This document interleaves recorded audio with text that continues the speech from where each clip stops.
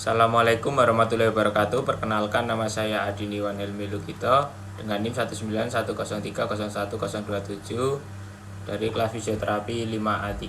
Di sini saya akan melaksanakan praktikum mengenai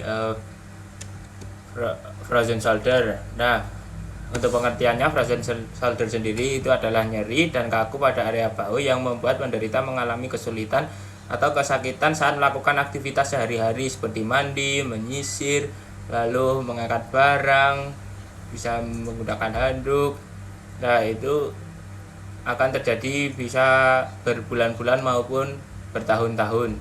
Nah, frozen shoulder itu sendiri terjadi akibat penebalan jaringan yang menyerupai jaringan parut yang kemudian menempel erat di sekitar sendi bahu dan menyebabkan sendi bahu terbatas. Nah, untuk anatominya pada area bahu, untuk sendi itu ada glenohumeral joint dan acromioclavicular joint dan juga sternoclavicular joint. Lalu untuk tulang ada humerus, ada scapula, dan ada clavicula.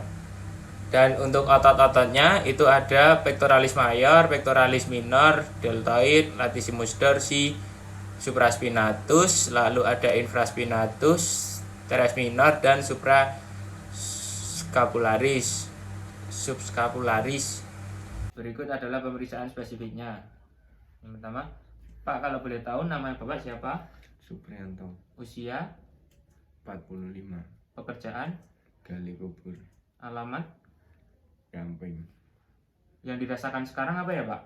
Saya mengalami nyeri di bagian bahu kanan, Mas. Terus ketika saya mengangkat ke atas itu, nyeri banget, Mas.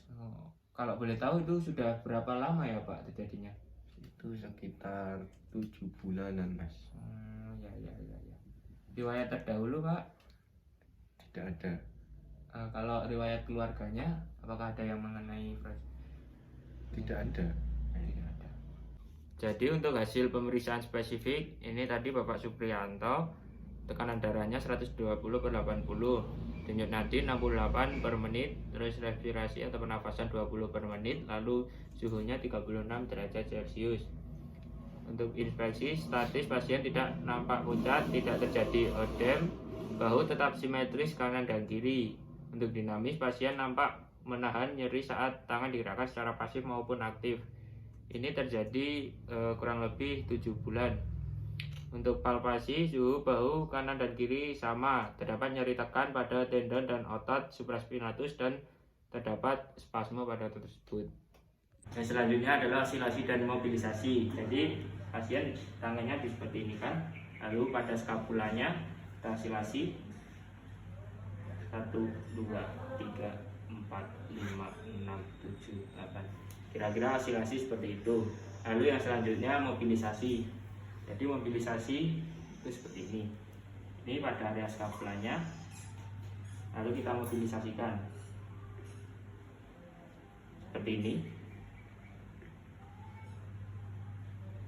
Lebih seperti itu. Jadi untuk pemeriksaannya, ini drop arm tap namanya. Jadi angkat tangannya ke atas ya, Pak, seperti ini. Yuk angkat terus pull terus sampai mana? Ya, sakit, Pak? Turunkan. Lalu yang selanjutnya tekuk. Ini saya angkat ya, Pak. Maaf. Sakit, Pak? Sakit. Lalu yang selanjutnya, ini lawan tahanan saya, Pak. Ini ke samping. Lawan tahanan saya, gerakan ke samping. Ya. 1, 2, 3, 4, 5. Ya. Lalu ini pasien terindikasi mengalami spasme otot juga. Pada saat spasme itu bisa menggunakan masas. Lalu ini terindikasi pada tendonnya itu bisa menggunakan US pada area yang sakit. Nah, selanjutnya ini latihan untuk strengthening-nya. Jadi yang pertama-tama siapkan untuk ini terapen. Misalkan ini terapen, jadi kita instruksikan pasien untuk menginjak terapennya. Lalu ini nanti angkat tangannya ke atas ya, Pak. Ini untuk latihannya. Yuk, ke atas. 1, turunkan. 2 lagi, turunkan, 3, turunkan, 4, turunkan, 5. Ya. Lalu selanjutnya pada area bahu ini pegang ya Pak sini, lalu angkat tangannya seperti ini. Ya, yuk 1, 2, 3. Ya, 1, 2, 3, 4, 5. Lalu sekarang ke belakang begini Pak. Ya, yuk 1, 2, 3. 1, 2, 3, 4, 5. Nah, kurang lebih seperti itu. Jadi yang terakhir itu adalah edukasi. Ini pasien diminta untuk mengayunkan tangan ketika berjalan.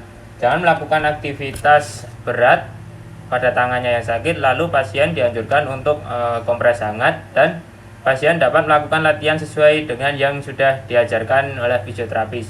Sekian dari saya, banyak kurangnya mohon maaf. Wassalamualaikum warahmatullahi wabarakatuh. Terima kasih.